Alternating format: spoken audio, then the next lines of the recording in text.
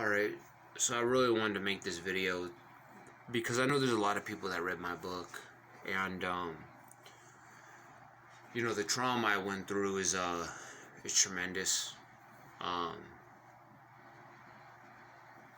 and I know I could be a jerk in the community, and sometimes um it may not even be a person at all. I may be going through some type of PTSD when I woke up in the morning, and I just have a hard time getting out of bed, and I have a hard time just trying to shoot forward and focus forward on my day. And after I wrote my book, when I had sold so many copies and things like that, after about the 700, 800 copy I sold, I started to notice that people were wanting to be educated. But after I started realizing that I had been selling so many copies, and I had so many books that had been published and sold, which last year alone, I sold over, I think it was almost 1,000 copies. And the year before that, when it just got off and hit the charts, I had sold maybe 800, 900 copies. And so this year so far I've sold about double that. And so it hit me pretty hard, this publicity. I really wasn't really expecting it to happen like that. I knew it was going to make a change, but I didn't really know the in-depth commitment of it. And I became a name overnight, a brand. And it was really scary. It was really life-turning. And I realized my life would never be the same again. And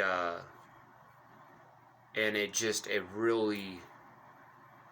really ate at me and messed with my head quite a bit, because while you're struggling on trying to be nice to all these people and trying to be kind to people, at the same time you have this egotistical pull, because you're struggling with the humility and the pride of being kind, and then also at the same time having the struggles with being a somebody or a nobody, and just having those issues. But I was a nobody for so long, and it wasn't until my book lifted off that a brand was born overnight, and people loved my work and my art. And I've had so many people tell me that they feel like they're in the story, like they are me. They're seeing everything I see because I'm a gifted writer. And so when you got so many people telling you that, it can eat at you, like musicians out there, like NF. His rap music's pretty good, by the way. And I know when he first came out, I was a little critical, little negative towards it. But the more I listen to it, the more I realize we have something in common, me and him. And things like that on a different artistic level. I mean, he's an artist, a rap artist, and I'm an author, I'm a writer, and an editor. They're very different performances, they're very different art forms. Still, at the same time, they're both poetic. So I wonder how hard it must have been for him to almost be born with a legacy overnight, getting a contract deal while struggling with things with his family, while struggling with his mother's death. I have no idea how tough that must have been. And then to all of a sudden get hit with all this fame, I'm sure it's going to hit your ego. And so it hit me pretty hard. And so if I've ever been mean to someone in the community, like just personally, if if I've ever had a situation where someone upset me, and I may have not been very nice, I want you to know that it was not personal. All right, that it's hard enough for me to have higher functioning autism and being autistic. It's extremely challenging for me. I got so much in my head already going on, and my perception to social cues are can be pretty bad at times, and so where something looks normal to someone else, it may look abnormal to me, and I decode things differently when I see them, and so my mind in itself has difficulties, and then having the trauma on top of that of the story I write about that many of you I'm sure have read. And I just want the community to know that it is nothing personal. I am not angry at anybody. There are so many people in my life that did me wrong in that story. So many of them that I can't take all of their hatred all on my own, because I'm one person, and that's why I do what I can to devote myself to Christ, because if I could put that on him and put my issues on him, that's why he's there for me to take them, because he took them for me. And so it has caused this bitterness to have this, and it's something that I'm happy I did, to tell my story and to help society form a trend, because mental health really was not discussed until books like mine started hitting a drywall, and people started seeing it mold together. It's a metaphor. And so when they were coming together, and it was making a difference and making a wave for so many people and things like that, at the same time it made me a target, and that's why I can successfully say I'm probably the most successful targeted individual on a different bar. And people like Chef Handler, they're gonna make statements. The dude's such a coward, he won't even use his real name. He makes comments on the comic section. He says some pretty messed up stuff, but I kill him with kindness, ignore him. He ain't doing nothing out there in the community to help somebody. He ain't making big moves. He's just a pawn in a game of kings, queens, and knights and rooks. He's just a pawn in this game, He ain't really shit. And so when he makes statements like that, it's like, yeah, I'm sure. It's like you ain't really nothing, bro. It's like you're talking to someone that has a brand. And there I go again with the ego thing, And so it can get overwhelming. It's life-changing. I mean, I got people constantly asking me about royalties. How much do you make? Did you pay your taxes? Things like that. And so there's a lot of stress to take while having autism. It's not fun. I have meltdowns. And hey, you want to get me that sweater over there? Here, hold on just a second. Anyways, he's holding it on his head and shit. Hey, so check it out. It says, I'm not misbehaving. I have autism, please understand. And that's a sweater. Alright, you're good, bro. That's a sweater. That's a sweater that I got to wear in the community, because I feel like wearing it makes a difference, and I can't really wait till the fall comes around, because I'm gonna love to wear that thing. It's really comfortable. But yeah, I want y'all to know that I am not out to get nobody. I'm not against nobody. I ain't mad at nobody. I'm actually working on forgiveness of the people that did me wrong. I mean, and part of that book was the process of it,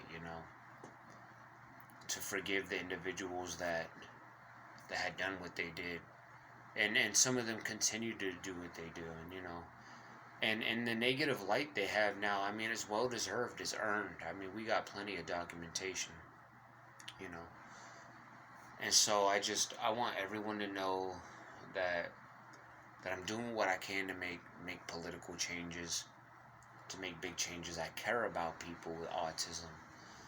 I just went to bat for a homie of mine that's currently incarcerated, locked up, and in treatment. But the thing is I can't say his name because of confidentiality reasons, and because of the fact that his case is ongoing. So I can't say his name. I can't say the agency I went to, the people I talked to. I can't do that, and I won't, because I don't want him to be targeted, retaliated against, and or something to stop the possible good things happening. So I'm going to bat for people that were in my situation before, because I care, and because that I have a voice, that I need to use that for people that are in my shoes now, for them. And so that's what I'm doing. I'm carrying on a legacy. I didn't forget about those people. They will never be forgotten about. I love those people because they're struggling like I was struggling. They're hated like I was hated. Yeah, and I love them. They're my brothers, man. And in some forms, they're family to me. The autistic community is a family to me. Everyone is at some point burdened or hurt or joyed or saddened because they have a loved one with autism. Some autistic people are institutionalized their entire life. Growing up as a child, I was institutionalized for a while, and even as an adult. And so I know the suffering, and that's why I want to go to law school. I made my legacy with my book, but I'll be going to school in the fall, and I'm going to be studying, and I'm hoping to get into a really good college, probably take pre-law, probably have an internship at a law firm or do something, but that's down the road. But to everyone out there, just know that you ain't forgotten about, and if you've been in my life and I told you I was going to do something for you, I meant it. I meant it. I'm a very loyal person, and a lot of people know me from that. And I keep my word with people. And that's part of a reputation a lot of people don't want, because it's a lot on their shoulders. A lot of people don't really keep their word anymore. It's rare to find. But keeping my word is something that has helped me achieve to the status I'm at, because by telling someone I'm going to do something, even if I don't got it, there are times I never had it and I still did something, and I knew it was going to break my budget. But I care. I care.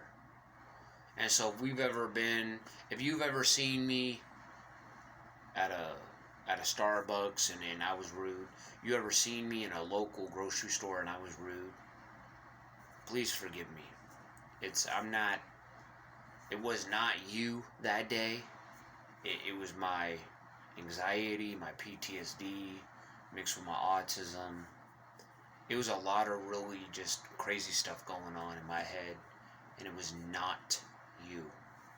So as long as you guys know that, I just want you to know that I care about people. I'm a humanitarian, and it's really hard to be me, and life is still sort of the same, but at the same time it's not.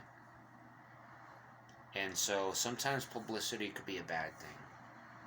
Okay, I just want people to know that sometimes wanting to be famous is not everything it's set out to be, And luckily I did it without signing a humongous contract, and I did it the smart way, and I knew about copyright laws, and I knew about different litigation for individuals working on poetry and literature, and how it affects your income and how it affects all that stuff. And I got people asking me about royalties and taxes and stuff like that, and it gets overwhelming, you know. But so like life is not, it's not the easiest thing to go through once you get at a level, but there are rewarding moments, scary moments, but rewarding moments as well. Thank you, and I hope this video touches your heart. I hope you realize that people that are famous are just like you. At one point, they weren't really somebody. They and everybody's a somebody, but at the same time, it's on the level of the somebody you are. I mean, everyone contributes in some way, right? Everyone does, but there are people that have a higher purpose to contribute more, and that's why it could get scary. Is because once you find your talent and you use it, it can affect and alter your entire life in good ways and bad. So just keep that in mind, young ones. Peace.